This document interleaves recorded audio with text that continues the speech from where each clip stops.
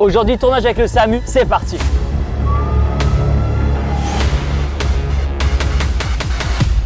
Dans cette vidéo, on va suivre le SAMU pendant une journée. On va être avec eux et on va suivre de vraies interventions. Dans la vidéo, on va commencer par des petites interventions et terminer à la fin de la vidéo par des plus grosses interventions. Vous êtes prêts? C'est parti. Simon, ça va? Ça va et toi? La forme? La forme. Simon, t'as quel âge? J'ai 30 ans et je suis médecin urgentiste au CHU de Toulouse. Ok Simon, où est-ce qu'on va là? Là, on va dans le sud de Toulouse voir un patient qui a mal dans la poitrine. Ça peut être beaucoup de choses, dont des choses très graves, type infarctus, et qu'il faut souvent aller vite.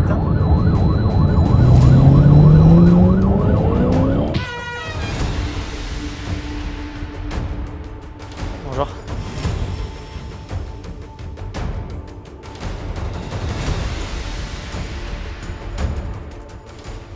Quelle est la situation alors? L'électrocardiogramme pour ce monsieur est très rassurant. Il va être conduit aux urgences sans qu'on ait besoin de faire quoi que ce soit. Et il aura la suite du bilan là-bas, notamment une prise de sang pour savoir s'il se passe quelque chose au niveau du cœur ou pas. Mais là, pour le moment, ça n'a pas l'air d'être le cas. Ça sert à quoi l'électrocardiogramme? C'est un tracé électrique de l'activité du cœur à un moment donné. Et sur ce tracé électrique, on arrive à détecter des variations qui font dire qu'il y a un infarctus ou pas. Si vous vous déplacez, c'est surtout pour l'électrocardiogramme, c'est ça? Exactement, c'est l'examen clé qui fait qu'on est obligé de se déplacer pour ce patient, pour savoir s'il n'y a pas des choses à faire de façon très urgente. Ok. Chez lui, c'est pas le cas, mais ça aurait pu être le cas. Ici, nous sommes dans la salle dans laquelle les personnes répondent quand on appelle le 15. Tout se passe ici. C'est plus large que ça, c'est tous les appels médicaux qui sont passés sur un service d'urgence. Si quelqu'un appelle pour un motif médical au 18, ça va basculer au in fine chez nous parce qu'il faut que ce soit régulé par un médecin. Combien il y a d'appels par jour? 2000 et 3000 appels par jour. David, ça va? Salut, ça va Thibaut? La forme? Aujourd'hui, tu vas nous accompagner. C'est quoi ton métier, toi? Alors moi je suis ambulancier à la SMUR du SAMU 31. Donc, c'est toi le pilote. On n'est ni pilote ni conducteur, on est devenus des ambulanciers. Quelles sont tes missions, toi, au quotidien? C'est d'apporter l'équipe d'intervention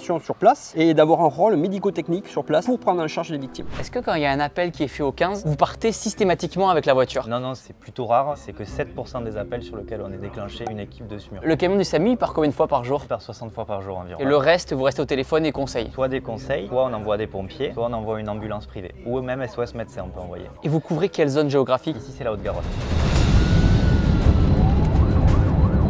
Du coup, Simon, qu'est-ce qui se passe là? On va aider une équipe d'ambulanciers en gros qu'on a envoyé en première intention chez un patient qui a priori vomissait du sang et qui se dégrade sur le trajet. Donc on va les aider à prendre en charge ce patient pour qu'il arrive stable à l'hôpital, on va dire. Il y a déjà le collègue qui est sur place qui va prendre en charge l'inter.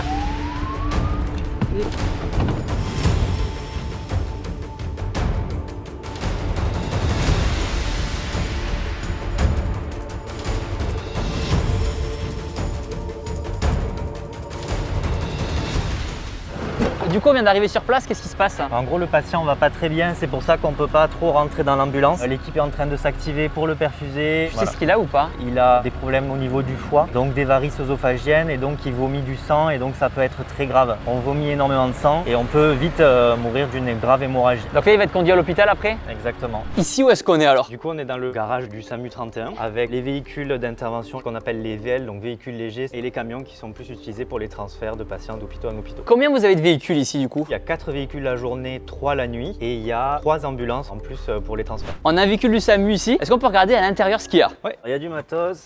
Waouh! Ce sac rouge, il sert à quoi? C'est le sac des infirmiers-infirmières. Il contient tous les médicaments qu'on injecte aux patients et ce qu'il faut pour perfuser les patients principalement. Celui-là, c'est le sac respiratoire, donc c'est le sac dédié aux médecins. Tout ce qui est respiratoire, donc aider le patient à mieux respirer. On a un sac dédié à la traumato grave, c'est sur les gros accidents de la route. Ça, c'est le sac mère-enfant pour les accouchements. Le scope qu'on utilise dans toutes les interventions. Le respirateur pour les patients intubés, à les aider à respirer plus convenablement, on va dire. Ensuite, on a des pousse-seringues électriques, de l'oxygène. Ça, c'est le méopa, qu'on appelle le gaz hilarant, pour enlever un petit peu la douleur. Je pourrais en récupérer une pour la maison après ou pas?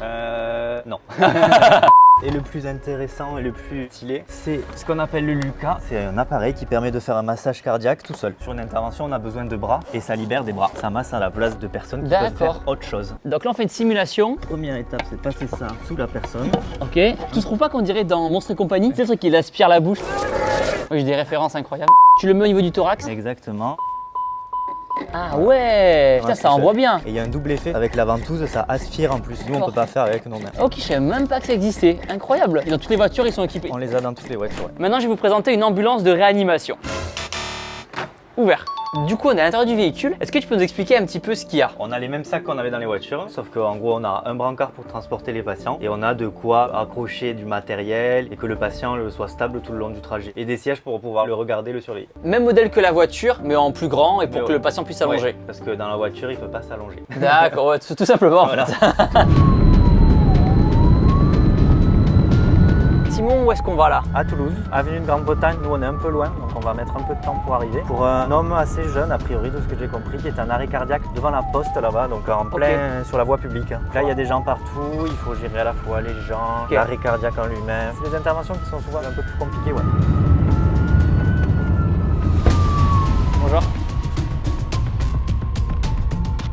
Alors du coup, qu'est-ce qui s'est passé là? A priori, cette personne a fait un arrêt cardiaque sur la voie publique. Heureusement, les pompiers sont intervenus très vite et des passants aussi. Ils l'ont récupéré. Il ferait un infarctus de ce que j'ai compris. Ils vont l'amener rapidement sur une table de coronarographie pour lui déboucher les artères du cœur pour finir de le sauver. D'accord, Voilà. ok. Donc là, c'est direction les urgences? Directement à la table d'opération. Ok, d'accord, ok. C'est plus sérieux. Ouais. Et la personne était toujours inconsciente ou pas? Inconsciente, je sais pas, mais en tout cas, elle respirait. Okay. Et son cœur était reparti. Donc déjà, ça, c'est le principal. Donc à suivre. À suivre, exactement. Et juste derrière moi, c'est la salle de contrôle. Ils s'occupent de la flotte des ambulances, pompiers et SAMU. Ils orientent les patients vers les hôpitaux si besoin. Et ils envoient aussi si besoin les hélicoptères. Du coup, quand il y a une intervention comme ça, on voit qu'il y a plusieurs véhicules qui sont engagés. Du coup, le SAMU, les pompiers et la gendarmerie ou la police. Sur ce genre d'intervention, il faut sécuriser les lieux. Et les policiers sont là pour ça, pour nous aider à écarter les gens et à faire la circulation pour qu'on puisse intervenir en toute sécurité. On voit qu'il y a vraiment une grosse cohésion entre les différents acteurs du terrain. Pompiers, SAMU, police, gendarmerie, etc. Pour toutes ces personnes qui veillent à notre quotidien, un gros pouce bleu pour eux. Lâchez-vous. Comment vous savez si vous envoyez plutôt le SAMU ou les pompiers? Ça dépend du fait. Avec le SMUR, on a un médecin sur place dans le véhicule alors que les pompiers n'en ont pas. À partir du moment où le patient a besoin d'un médecin, on envoie le SMUR. Et le reste du cas, c'est pompiers? Ou une ambulance privée, encore une fois. C'est du cas par cas? Voilà, c'est du cas par cas. C'est quoi une journée type pour toi? Et bien justement, il n'y a pas de journée type, c'est très variable. Un jour classique aux urgences ou au SAMU, ça c'est 8h, 18h. Et un jour, on peut faire 24 heures. Et un jour, on peut faire qu'une nuit. D'un jour à l'autre, ça change. La seule chose qui reste, c'est qu'on a toujours un repos de garde quand on a fait une garde. C'est-à-dire que quand tu as travaillé une nuit, tu as un jour de libre après? Exactement, un jour de repos. Il y a une formation du coup en plus pour être ambulancier? Ah oui, tout à fait. Il faut avoir un diplôme d'état d'ambulancier déjà d'origine et ensuite faire une formation complémentaire qu'on appelle une FAE. Et en plus, dedans, il faut passer des stages de formation à la conduite en état d'urgence. C'est très complet. Est-ce que tu as une intervention, toi, qui t'a marqué? C'est peut-être un moyen aussi de se protéger, mais on n'en a pas forcément qui reste gravé dans notre tête. Pourquoi? Parce qu'il faut rester toujours concentré sur la prochaine, sur celle qui risque d'être compliquée, sur celle qui va peut-être nous marquer encore davantage que celle qu'on a passée juste avant. Il faut enchaîner, il faut rester concentré sur toujours la prochaine intervention. Du coup, prochaine intervention, qu'est-ce qui se passe là? On va rejoindre une équipe qui va voir en gros une dame qui est en état de choc. Alors on ne sait pas trop ce qu'elle a, c'est-à-dire qu'elle a la tension très basse, une fréquence cardiaque un peu élevée, ce qui veut dire qu'il y a sans doute des soins urgents à lui faire rapidement. Donc on arrive sur les lieux. Donc là, on est dans une résidence, on dirait. Elle a quel âge? 56 ans.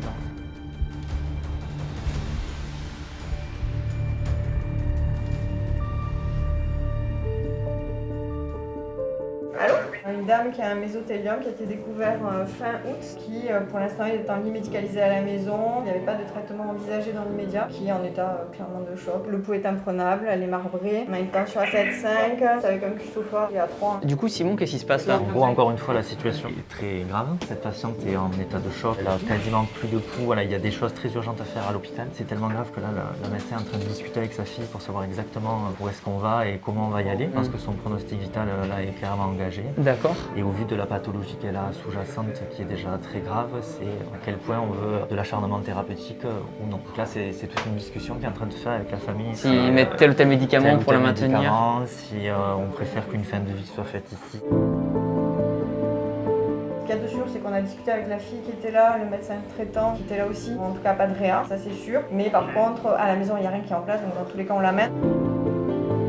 Et les pompiers viennent d'arriver aussi, c'est ça? Alors les pompiers sont là parce que dans le véhicule du SMUR qu'on a pris, on ne peut pas transporter la patiente dans cet état-là. Donc on a besoin d'un brancard, on a besoin de bras, on a besoin d'aide et on a besoin d'un véhicule dans lequel un brancard rentre. Comme ça permet d'aller le plus rapidement possible, encore une fois. Toujours une question de rapidité. Ok Simon, du coup là on est en haut du bâtiment du SAMU. Et qu'est-ce qu'il y a sur le toit? 2 hélicoptères, prêts à partir à tout moment. L'utilisation des hélicoptères, il ne dépend pas forcément de la gravité, il dépend juste de la localisation de la personne. On a des délais à tenir et il faut qu'on puisse tenir ces délais, donc on y va souvent en hélicoptère. Ouais. L'hélicoptère il sort combien de fois par par jour? En moyenne, du coup, il sort 3-4 fois par jour, suivant la météo. Donc là, on vient de voir que les pompiers amenaient le brancard pour l'amener à l'hôpital. Et là, ils repartent sans la dame. Et ouais, parce que la situation s'est brutalement dégradée pour cette dame qui a fait un arrêt cardiaque. Et vu qu'il avait été convenu avec la famille de ne pas faire de réanimation, Donc la personne est partie. la dame est décédée, ouais. C'est la famille qui décide s'il y a une réanimation ou pas? C'est une discussion conjointe entre la famille, le médecin du SMUR et le médecin traitant. C'est une décision qui est prise à plusieurs. C'est toujours avec les volontés de la patiente, bien évidemment, qu'elle a formulées tout au long de sa vie. C'est le quotidien. C'est le quotidien, ouais, malheureusement. Ça nous arrive souvent, ouais. Est-ce que tu as une intervention qui t'a marqué, toi? Ouais, il y en a une qui m'a particulièrement marqué. C'était le premier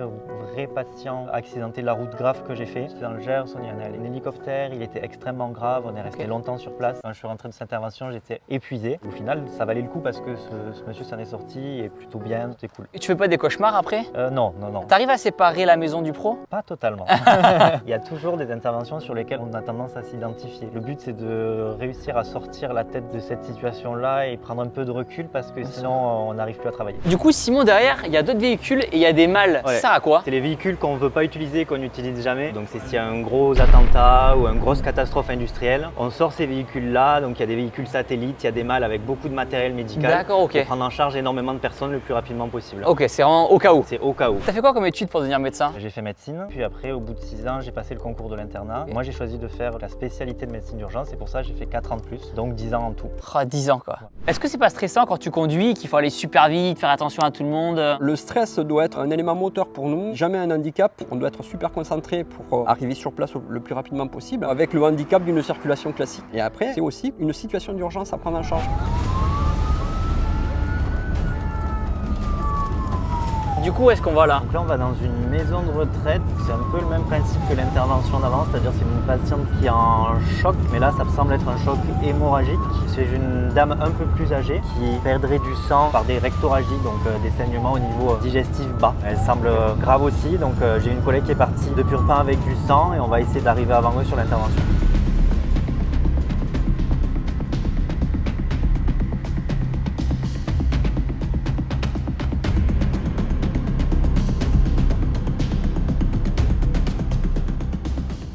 J'ai pas remarqué de marbrure, il n'y a pas eu de sueur, pas de cyanose.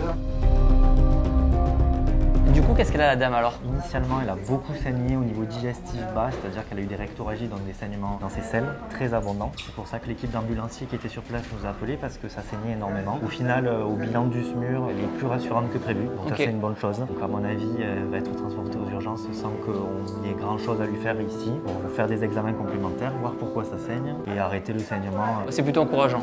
C'est plutôt encourageant pour cette dame. Pourquoi t'as voulu devenir médecin? En vrai, je sais pas. J'ai toujours voulu être médecin. J'ai pas de médecin, pas de paramédicaux, rien dans ma famille. J'ai toujours dit ça depuis que je suis enfant et au final, comme une vocation, naturellement, je suis devenu médecin. Qu'est-ce que ça t'apporte, toi, le métier de médecin au quotidien? Des rencontres. C'est d'abord des rencontres. Beaucoup de rencontres. Les rencontres forgent une destinée. Parce que certes, médecin, c'est soigner des gens, mais c'est aussi les écouter, savoir qui ils sont dans leur entièreté pour au mieux les soigner. Je pense qu'il faut aimer les gens parce que pour la médecine d'urgence, il faut vraiment aimer tout le monde. Donc voilà, c'est pour ça, je pense surtout. L'amour des gens. Dites-moi dans les commentaires quel prochain métier vous voudriez que je teste. Et si vous souhaitez faire un don au CHU de Toulouse et au SAMU, le lien est dans la description. Chacun de vos dons, même 1 €, permettra d'améliorer la condition de vie des personnes qui travaillent au CHU et au SAMU, comme par exemple le matériel, des respirateurs, des défibrillateurs, rénovation des salles de pédiatrie, etc. Mais aussi améliorer la prise en charge des patients. Par exemple, des casques de réalité virtuelle pour réduire le stress des enfants. Pour faire un don, le lien est dans la description. À présent, abonnez-vous à ma chaîne YouTube en cliquant sur ma tête juste ici et regardez notre vidéo YouTube en cliquant là.